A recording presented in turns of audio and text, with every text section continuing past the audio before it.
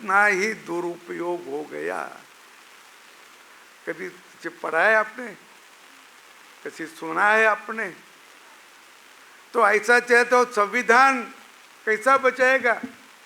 ये संविधान बचाने की बात नहीं है, ये तो संविधान न मानने की बात है। हम नहीं मानेंगे संविधान को, हम करेंगे खत्म। संविधान में ऐसा कभी लिखा नहीं कि ऐसा दूसरों की सरकारें खत्म करो करके, और ऐसा करे 51 बार उन्होंने ऐसी सरकारें रद्द की है। ये भी अपने को जान लेना चाहिए, इसीलिए कि आप अच्छी पढ़ाई करते हैं और भारत का ये संविधान जो है वो बहुत महत्वपूर्ण है, और बहुत देशों के संविधान का अभ्यास करके भारत का संविधान बनाया। ये लोकहित का और देश हित का अपना संविधान है, और ये संविधान कोई बदल नहीं सकता और कोई उसको मरोड़ तोड़ नहीं कर सकता। लेकिन अभी लोग उस संविधान को लेकर भी लोगों के सामने आ रहे हैं।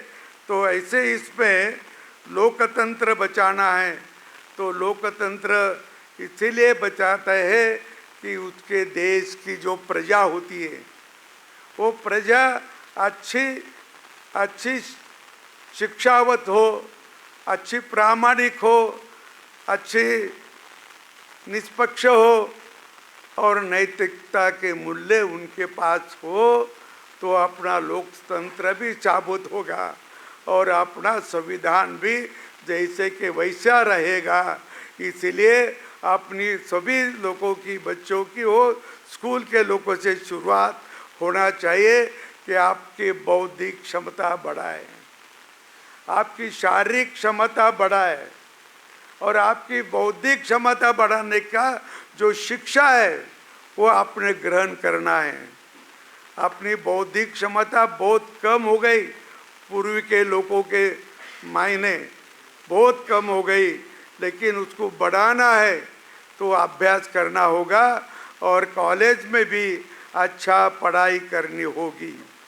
अब तो मैं सुनता हूँ, कभी कभी देखता हूँ, कॉलेज में लोग जब बच्चे जाते ही नहीं, नामांकन करते और टेविशन को जाते और नामांकन करते। अभी प्रोफेसरों को, सरकारी प्रोफेसरों को कितना पगार है, लेकिन उनको पास बच्चे नहीं तो क्या करेंगे? वो शिक्षा भी नहीं दे सके, क्यों बच्चे आते नहीं। तो मुझे आपको लगता है कि कोई क्लास के बजाय अपने कॉलेज में जो शिक्षा मिलेगी वो शिक्षा तो अपना हक है, अपना हक है। और आप वो प्रोफेसर भी पूछ सकते हैं, मुझे ये समझा नहीं, आप समझा के दो, ये आपका हक है। लेकिन आप हक को बजाना चाहिए, और इसीलिए आप सभी लोगों ने एक अच्छी बौद्धिक क्षमता कमाए। अतः उसका बौद्धिक क्षमता है कि नहीं, उसकी टेस्ट क्या है, बौद्धिक क्षमता की टेस्ट क्या है? कोई मशीन तो अभी तक निकला नहीं। कोशिश करो ऐसा मशीन निकालने का, सर को लगाए तो समझ जाए, सर को लगाए तो समझ जाए।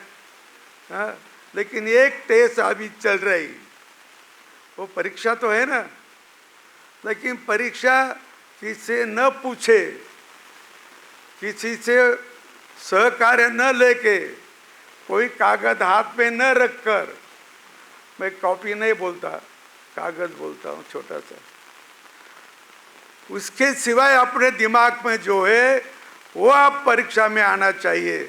और वो परीक्षा में आए तो यही टेस्ट है कि बिना कॉपी के जो पास होगा वही शिक्षा उपलब्ध हुई, उसको वही सही शिक्षा मिली। ये ध्यान में रखो, सही शिक्षा प्राप्त करो, आपका भविष्य बहुत ज़्यादा है। अपने भारत में ऐसे लोग निर्माण करना है को टैलेंट हो, अच्छे टैलेंट हो, अच्छे प्रतिभाशाली हो, कोई प्रश्न का उत्तर उसके पास नहीं, ऐसा आदमी न हो। इतना इतना शिक्षा आप प्राप्त कीजिए। पहले लोग थे अपने गुरुकुल में यही पढ़ाते थे, और गुरुकुल में जो बच्चा पढ़ता था वो इतना होशियार होता था। ये भी आप ध्यान में रखो। मैं जाते जाते एक बात कहूँ कि मैं जब विधानसभा का स्पीकर था महाराष्ट्र में, तो महाराष्ट्र के पहले स्पीकर जो थे वो दादा साहब मावळणकर थे। और जब लोकसभा का इलेक्शन हुआ स्वातंत्र के बाद 1952 में, तब वो लोकसभा के भी स्पीकर वही बने। उनका नाम था दादा साहब मावळणकर। अलग नाम है, मैं उनका टोपन नाम बता रहा हूँ, मावळणकर। वो 1952 के लोकसभा के स्पीकर। आज के कौन स्पीकर है मालूम है? हाँ, आई कुछ थोड़े लोगों को मालूम है। तो जब 52 में वो स्पीकर बने, तो उनके वहाँ उनका एक नज़दीक का रिश्तेदार गया दिल्ली रेल से, और वो उनसे बोला कि दादा साहब आप बड़े इसमें गए, आप स्पीकर बने, तो मेरा एक काम है आपसे। तो बोले क्या काम है? तो बोला मैं अर्थशास्त्री हूँ, बीकॉम होगा, एम कॉम हो गया, मैं अर्थशास्त्री हूँ। आपके यहाँ है कोई अर्थशास्त्री? बीकॉम वाले कौन कौन है क्या? अरे वाह, बहुत अच्छे। तो उन्होंने बोला मैं अर्थशास्त्री हूँ। देश का जो नियोजन मंडल है, देश का एक नियोजन मंडल थे, अभी वो बदल गया, अभी नीति मंडल हो गया। नीति के नाम से पहले था देश का नियोजन मंडल। तो देश के नियोजन मंडल में मुझे काम करना है, तो वहाँ मुझे नौकरी मिला दो।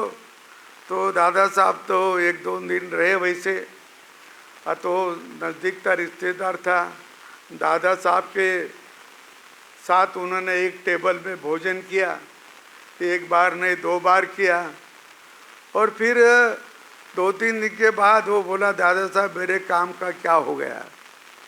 तो दादा साहब ने बोला अरे तू भारत के नियोजन मंडल में काम करने का लायक नहीं। वो बोला क्यों? मैं अर्थशास्त्री हूँ, मैं पढ़ाई की, मेरे पास डिग्रियाँ हैं। तो बोले डिग्रियाँ होगी तेरे पास, पर आप जो साथ में खाना खाए तो 2 बार तेरे थाली में झूठा छूट गया। झूठा छोड़ा, भात छोड़ा, चपाती छोड़ी, सब्जी छोड़ी। अरे थोड़े से टीज भर तेरा पेट है, तेरे पेट का तुझे नियोजन नहीं आता तो देश का नियोजन कैसा करेगा?